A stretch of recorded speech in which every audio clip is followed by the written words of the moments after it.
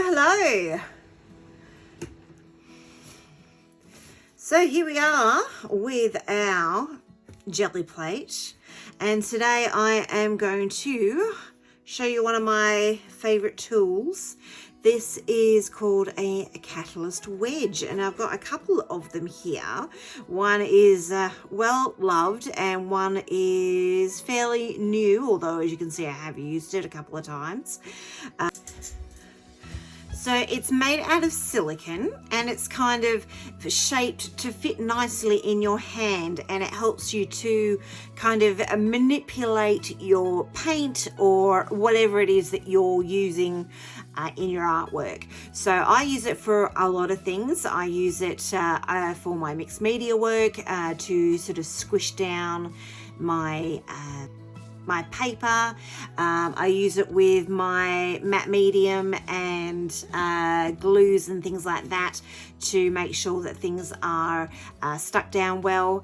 And I have used it in my gel printing, which is what I'm doing today. So I like to use it with the gel printing for pattern making, and to, you know, squish the paint around and to see what sort of cool effects I can get with my patterns and things like that. So we're going to have a play today and see what we can come up with. So as you can see, I've got two different ones here.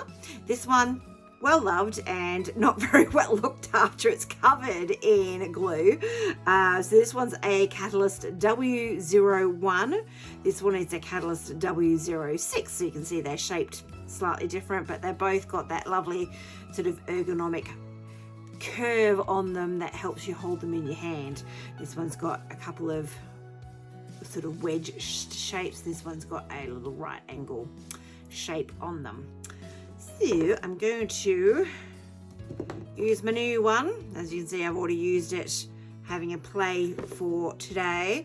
So I've got blue paint all over it, and I've got my A4 8x12 plate here. I've got my 5x7 roller mixing plate here. I've got a roll-off sheet off to the side.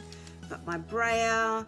I've got some printing papers here, various kinds of paper. I've got some paint here. I've got a gold metallic. I've got a pearlescent blue, and I've got a basic green. So I'm going to mix those ones together and see what I come up with.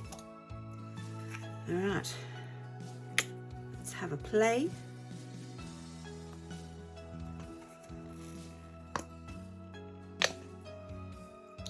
Start with some gold. So one of the easiest ways to use it is just to squish your paint around, basically. Squish, squish, squish. One of the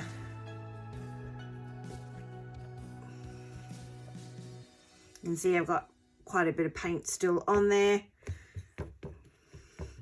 Don't have much control over us, which makes it really good in terms of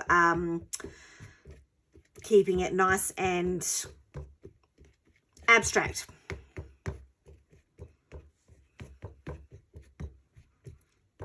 And I will wipe it off on a piece here that I've got some paint already on.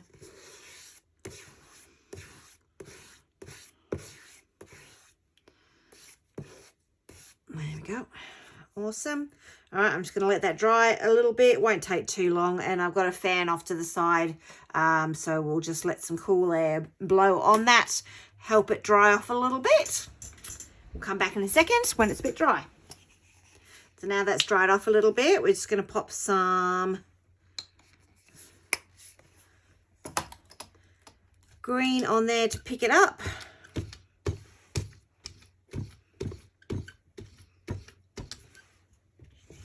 This is just the pickup layer. So we're just rolling a thin layer on top just to help pick up that gold. Don't want it to be too thick, otherwise all it will do is pick up the green and it won't pick up the gold.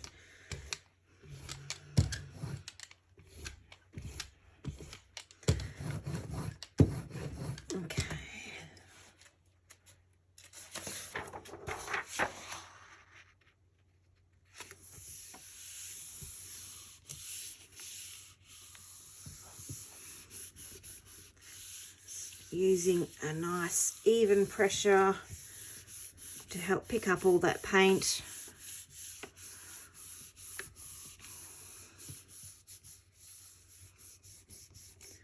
Make sure you pick it up from the corners as well.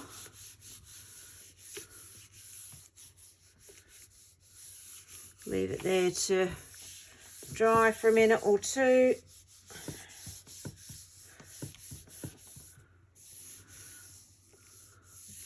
All right, I'll just leave it there for a minute and we'll be back in a second. Let's have a look and see how this one came out.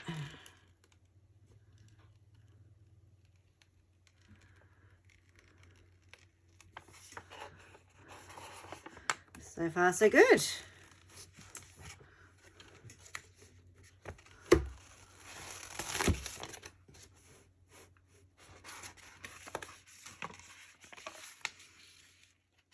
Yeah, it looks good. Let's see if you can see the shine on that. That looks really nice.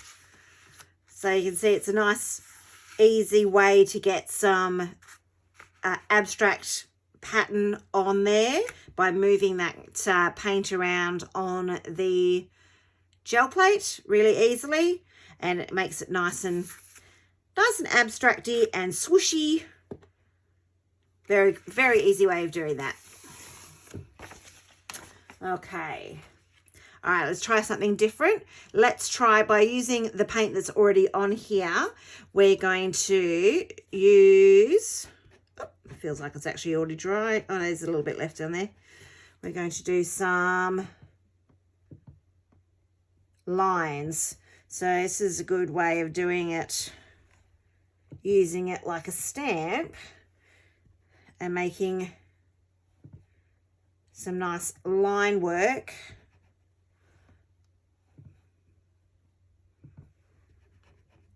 You can either do it nice and slow and deliberate,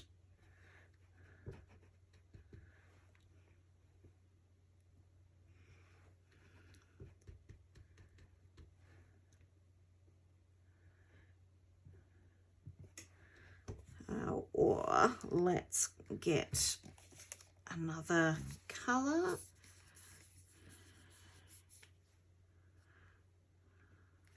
Oops.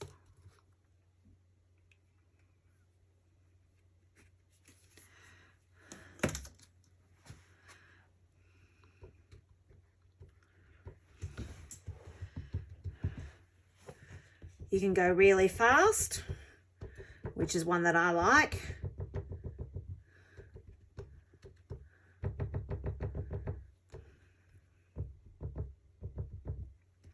Make it a bit more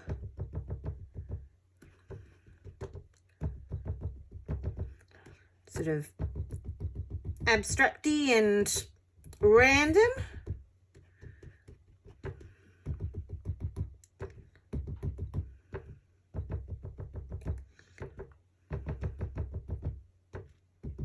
This is a good one to do with dark as well, with black. So we might do another one in a second with the black paint. And you can also do it with sideways.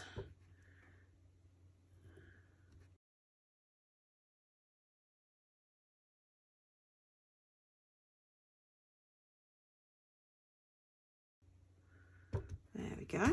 We'll let that dry a little bit and then we will put on a different contrasting colour. See how that comes out. Okay, we're going to add a complementary colour.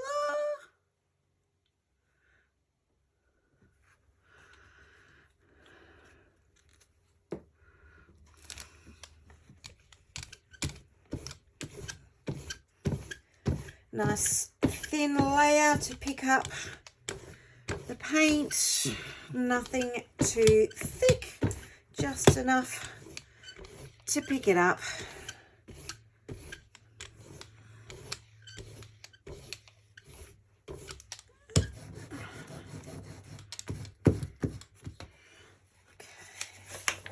Let's have a look and see.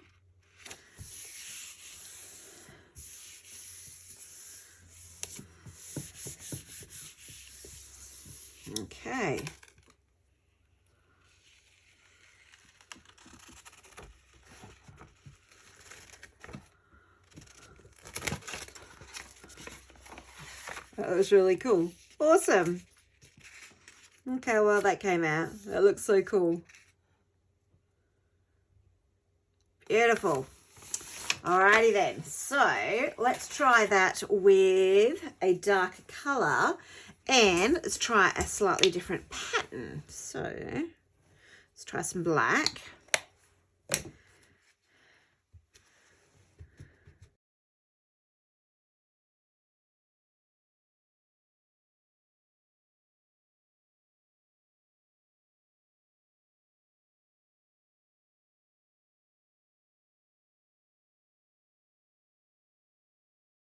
So once again, when I'm doing this kind of pattern, I want to make sure that it's random enough to be random, but not so random that it looks weird. So I'm looking around to see if there's any areas that need a little extra something.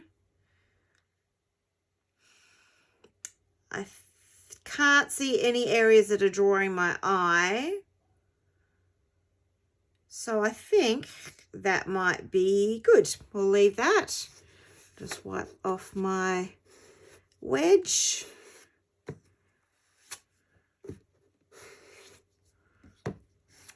Okay.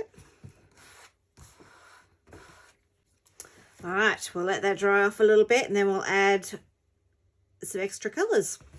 I'm going to do some gold, and then I think I might do it on my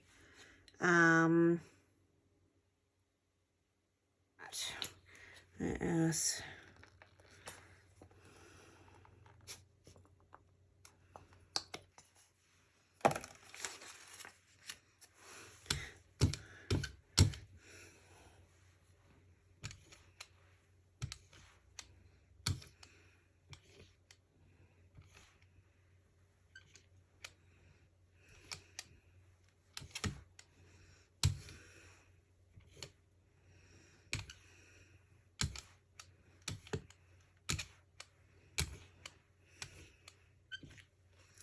Okay, so I've got a bit of gold in there.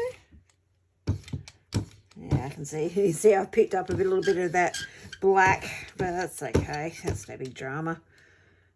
All right.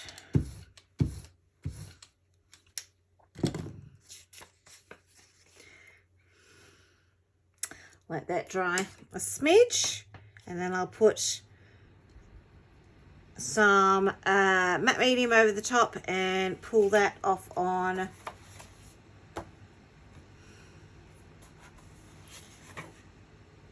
the book pages.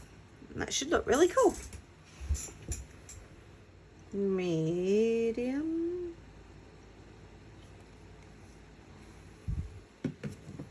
So this is just a matte medium, it's clear.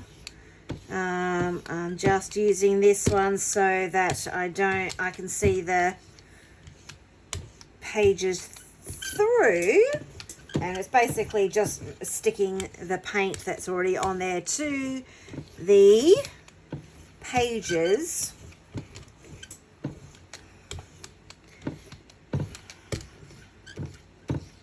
Not adding extra colour. Okay.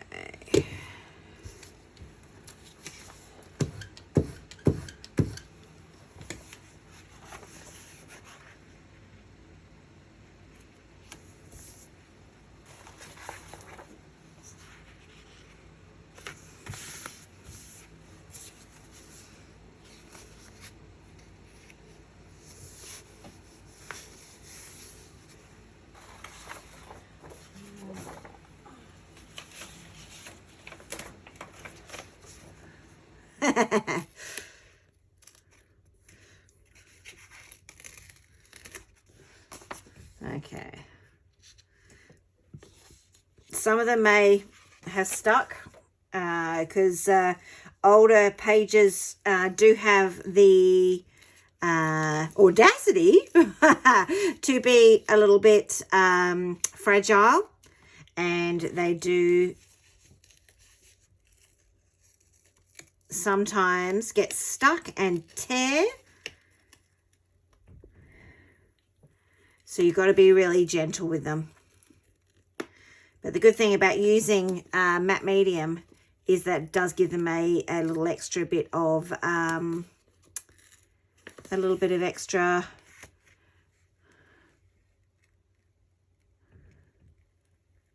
strength when they don't tear.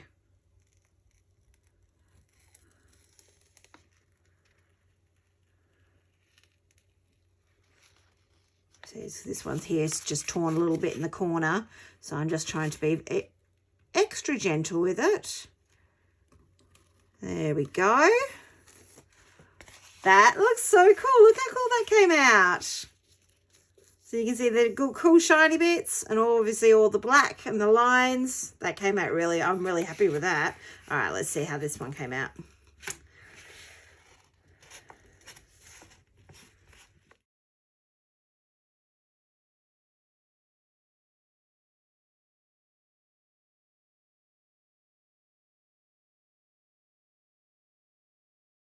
In the paper, so see how well that worked. And yeah, it was definitely ripping. So bending the plate over bending the paper worked much better. That looks so good. Look how good that looks. And it's picked up some of the excess green that was on left over, the grungy bits of the green that were left over. That looks really, really good. Very happy with that. Fantastic. Cool. All right, let's see if this one's worked.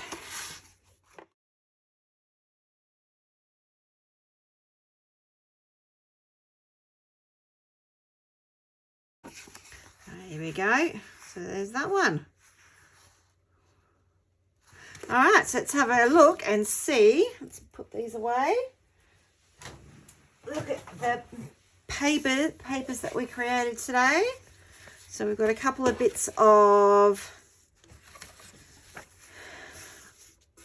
roll-offs and random bits that we created from the roll-offs. There we go, there's those. And then these are the ones that we created from the actual gel plates.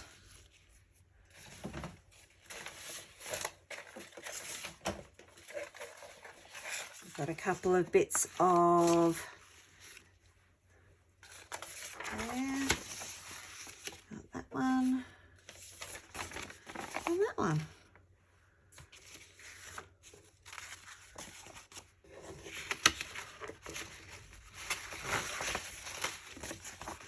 I really like those two. I think they came out really great. And I really like that one too. Yeah, very happy with those. So as you can see, a cool tool like a Catalyst Wedge can come up with some very interesting designs and ways of creating collage pages and gel prints with your gel plate. So see if you can use your tools for something a little bit different. All right, we'll see you next time. Have an awesome day.